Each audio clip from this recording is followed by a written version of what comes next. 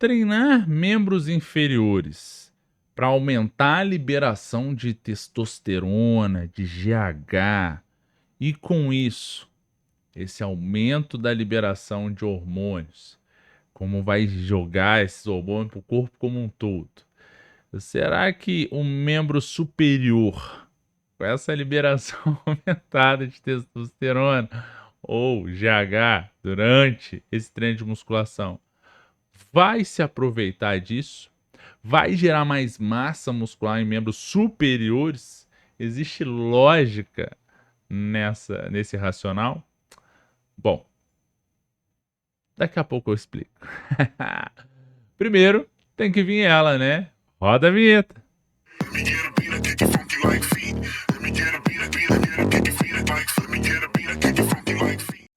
Algumas pessoas relatam que quando você treina membros inferiores, e corretamente sim, você aumenta a liberação de hormônios, como a testosterona, muito, é porque é como se fosse um mecanismo de defesa natural do nosso corpo, no qual o treinamento, durante o treino a gente cataboliza.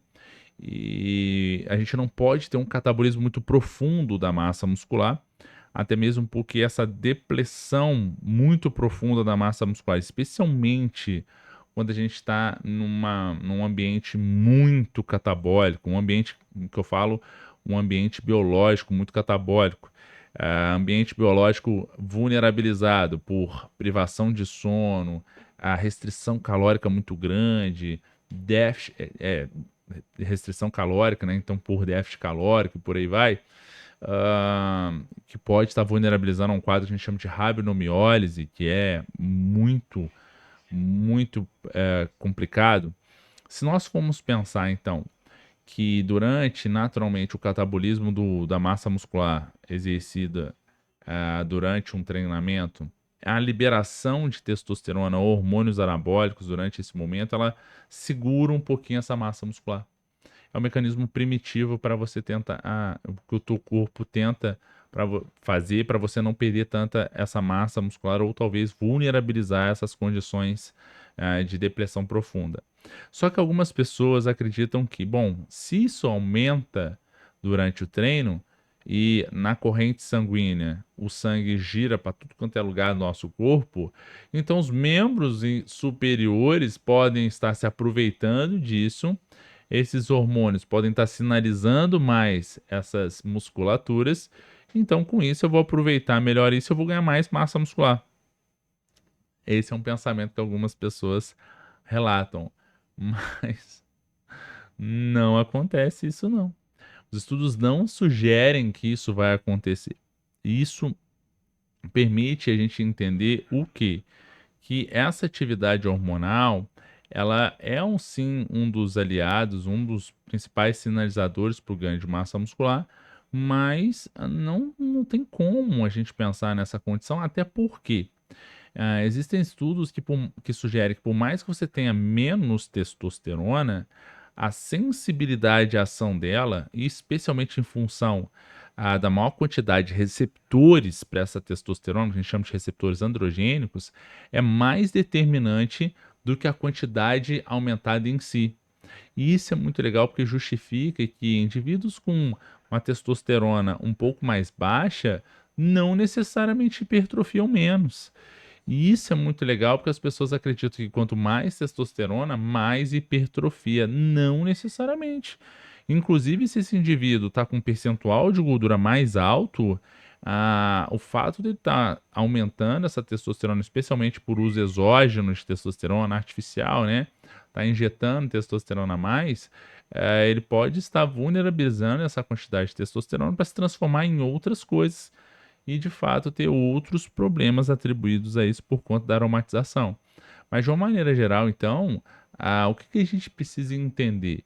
A gente precisa entender que a sensibilidade à atividade hormonal ela está especialmente atribuída à própria composição corporal, um percentual de gordura mais baixo, e de fato o volume de treino como um todo. Ou seja, se esse indivíduo consegue fazer mais exercícios, mais séries, mais repetições, com mais carga, naturalmente isso vai ser o determinante para a sinalização para ganho de massa muscular. Mas não existe evidência que sugere que quanto maior a liberação de hormônios durante essa contração muscular, mais a gente vai aumentar principalmente aí a hipertrofia de outros membros. A maioria dos estudos analisou em 24 horas esse efeito, mas quando você analisa em 3 meses, ou seja, quando a gente está falando em hipertrofia muscular, porque em 24 horas a gente fala que é síntese de proteína. Agora, quando a gente analisa isso, cada dia de síntese de proteína ao longo de 90 dias, aí a gente já pode caracterizar isso como um efeito crônico. E quando isso acontece, os estudos não mostram que isso tem interferência no processo. O mais importante, de fato, é a manutenção desse volume de treino e, obviamente, do ajuste proteico e também calórico atribuído à dieta, juntamente com o carboidrato. São os dois principais macronutrientes de gerenciamento. Obviamente, as gorduras são importantes também, até mesmo na síntese de hormônios, né, como a própria testosterona, mas, de uma maneira geral, esse é o racional que a gente precisa identificar. Existe também, é muito importante a gente entender que a própria massa muscular, quando ela está sendo contraída, ela libera na corrente sanguínea alguns hormônios que são muito interessantes para sinalizar as vias de ganho de massa muscular. Um deles, por exemplo, é a interleucina 6,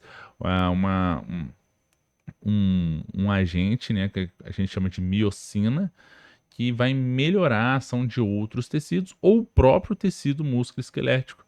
Isso é muito interessante, o que a gente chama de efeito autócrino.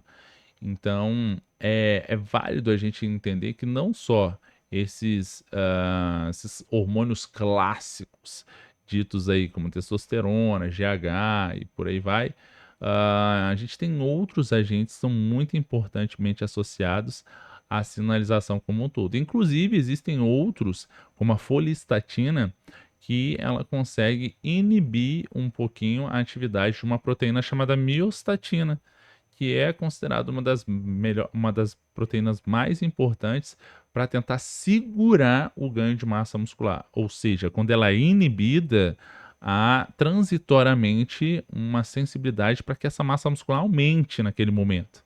Então, durante o treino, você inibe a miostatina. E isso hoje está bem mais consolidado em se tratando de um sensor de ganho de massa muscular agudo, de uma maneira mais eficaz do que postular que essa liberação de testosterona a mais vai potencializar o ganho de massa muscular, especialmente em outros tecidos. Então não faz sentido, mas continue treinando e também não tem problema nenhum você treinar membros inferiores e superiores no mesmo dia, como é o formato full body. Pelo contrário, os estudos sugerem que o formato full body pode alavancar ainda mais os resultados do seu aluno ou de você mesmo, especialmente quando você consegue ajustar ele alternado por segmento.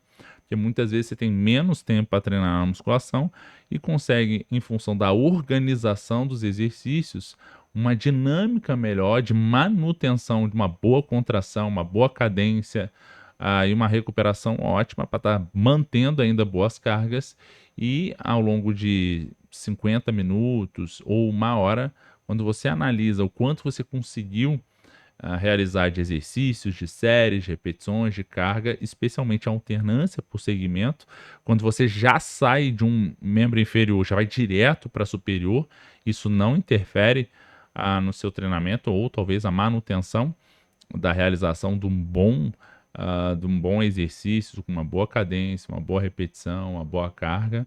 Então, isso só tem a contribuir para a evolução e para os resultados.